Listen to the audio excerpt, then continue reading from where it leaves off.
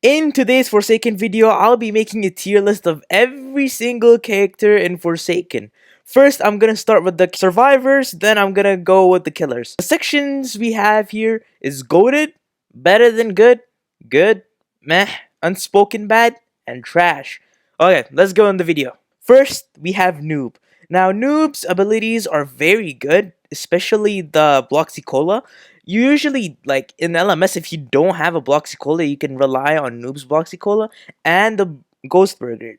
I feel like this is much more better in the LMS than the starting of the match. But if you make it to the end, you have a very good shot of making it.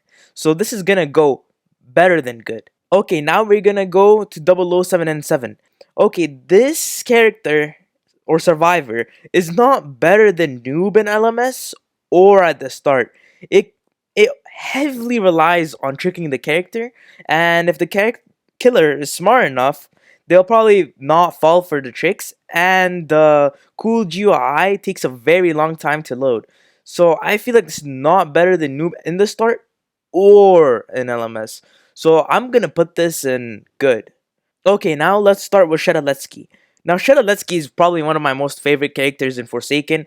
I'm not gonna be biased, but Shadaletsky is really good. He is the only survivor that can heal himself, which is very good, except for Builderman. Shadaletsky and Builderman, two different things. Builderman, wait, why am I talking about Builderman? Okay, but Shadaletsky is a really good self survivor, like helping himself, and he can stun the killer, which sometimes helps the survivors.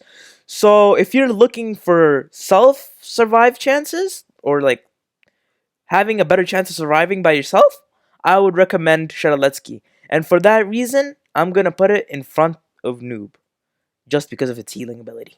Oh wait, hold on. Okay, now we got Two Time. Probably one of the more harder characters to work with, but when you learn how to use Two Time, he is very good, especially the double life. Also, hitting a backstab you by 20, Fun will heal you by 10, and that's really good. This is another survivor that can heal itself aside from Shadaletsky and Builderman, so I'm gonna have to put this in gold just because its stun is amazing and very long reach. Now we got one of the goats of Forsaken.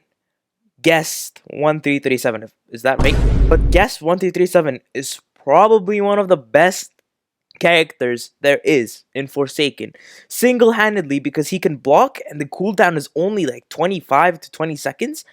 And his stun, if you parry and like go back to back with blocking and then hitting, if you hit it, it's gonna do additional 1 second, which I think is 3.5 seconds or something. But either ways, that's really good. But you can keep your punch, and then when your block comes up again, you can punch the killer, and when they chase you, you can block and punch again, which is really nice. And the dash ability is very underrated. I don't know why they underrated it, but like it can kill minions, which is really nice, and it can knock the killer down from high ledges, which is very good. And also, I forgot to include that if the killer is close to you and you're using guest, you can just go smash into the killer, and that like make the killer not be able to hit. Like it will slow them down where you can catch your stamina. So this is better than Two Time. Okay, now we got Chance. Now Chance is a very hard character since, well, he's all about chance. I don't know what you mean. Like it's all about luck, but I feel like he's more bad because like if you have three, okay, listen. If you have three charges and like a pistol, right? 90% chance you'll shoot, 5% chance it'll be blank, 5% chance it'll shoot back at you. Now, take away 50%. Why? Because you don't have good aim. So that's gonna be like 40% chance that you're gonna actually hit it. And the health thing is pretty good, but like not reliable. And the weakness is really bad. So I'm gonna have to put it in meh, lower than 007 and 7. Now we got Elliot, probably one of the best supporters. I wouldn't say like best, but probably one of the better ones. Can heal the survivor pretty well, and if you complete generators, you'll get an extra 5%. So like the maximum is 25% that you can heal the players, which is pretty nice. And the rush hour lets you get away from the killer just a little bit, but not to the point that you're like so far away. The killer can still kill you, you're still the number one target, but and either from that, you Elliot is a very good supporter. So I'm gonna have to put this in front of 007 and 7. Just because of that. Okay, now we got the Sudokar. Now, the Sudokar is interesting because its shield casting ability, it's not that good. It like prevents it, but it's not that good, if you know what I mean. And the zap, if you miss the zap, it can backfire on you very hard. You'll get probably like gashing wood or something.